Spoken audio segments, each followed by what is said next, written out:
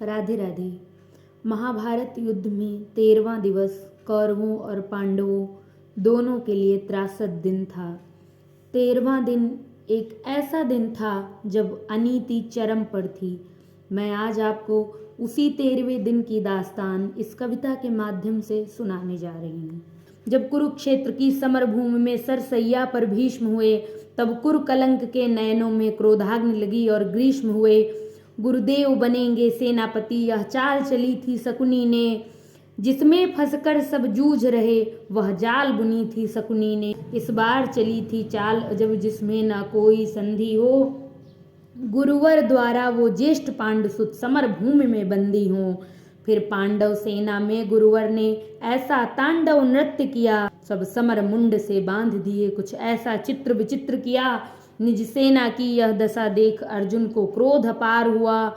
बज उठा कृष्ण का 5 जन्य, फिर गांडीव का टंकार हुआ।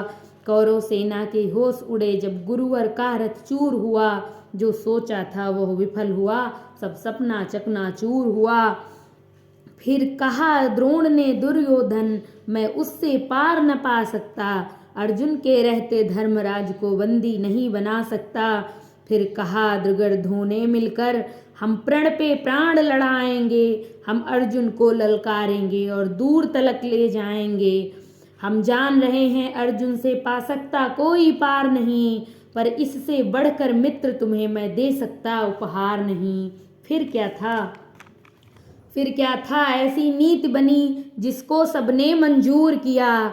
उसने अर्जुन को ललकारा और समर भूमि से दूर किया। अर्जुन के जाते गुरुवर ने फिर कुछ नवीन संरचना की, जिसका भेदन हो सके नहीं, उस चक्रव्यूह की रचना की। पांडव सेना भयभीत हुई, यह देख शत्रुदल सुखी हुए। जो सदा शांत चित रहते थे वे धर्मराज भी दुखी हुए। निज सैन्य तात को दुखी देख फिर शेर बबर को जगना था। जो धनी धनुष के बनते थे उनको भी नाक रगड़ना था।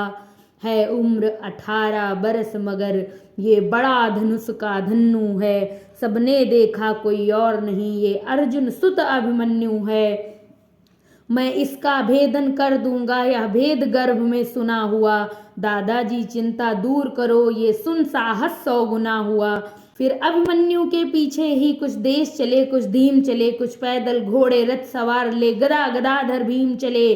अभिमन्यु को ना रोक सका, वह द्वार तीसरे पार हुए। पर आज द्वार पर जयद्रथ था, चारों भाई लाचार हुए। अभिमन्यु ने मुड़कर देखा, पीछे ना कोई अपना था। पर विचलित तनिक न हुआ वीर, ऐसा ही उसका सपना था। कोई एक पड़ा, कोई दो दो संग, कोई ले झुंडों का झुंड पड़ा। लाशों से पटने लगी धरा, जब मुंड मुंड पे मुंड गिरा। दुर्योधन दुस्शासन विकर्ण कृतवर्मा अश्वत्थामा को, गुरुद्रोण कर्ण को हरा दिया, फिर मारा शकुनी मामा को। वह कर्ण भिड़ा जो दुर्योधन के विजय लक्ष्य की आशा था। वह कर्ण भिड़ा जो दुर्योधन के अंतर मन की भाषा था। वह कर्ण भिड़ा जो एक साथ 100 बाण चलाने वाला था। वह कर्ण भिड़ा जो दुर्योधन को विजय दिलाने वाला था। सबने देखा वह अंगराज रथ सहित धरा पर पड़ा मिला। कुछ चेत हुआ तो भाग गया, वह दूर सभी को खड़ा मिला। फिर दुर्योधन हो गया कुपित, ले सबका नाम पुकारा है। सब इसे साथ मिलकर मारो, ऐसा आदेश हमारा है। फिर एक साथ भिड़ गए सातों ने ऐसा काम किया। रथ तोड़ सारथी को मारा, घोड़ों का काम तमाम किया।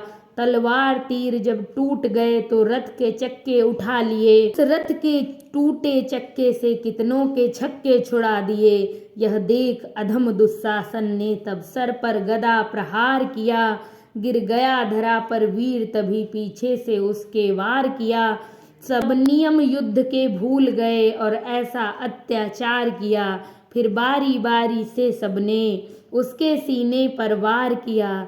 सब मायापति की लीला है, मैं कृष्ण लिखूं घनश्याम लिखूं। कितनों को धूल चटा दी है, कितनों को धूल चटाई है, कितने कुरुओं के नाम लिखूं। शब्दों में सहज सुशीलापन, अब कविता को विश्राम लिखूं।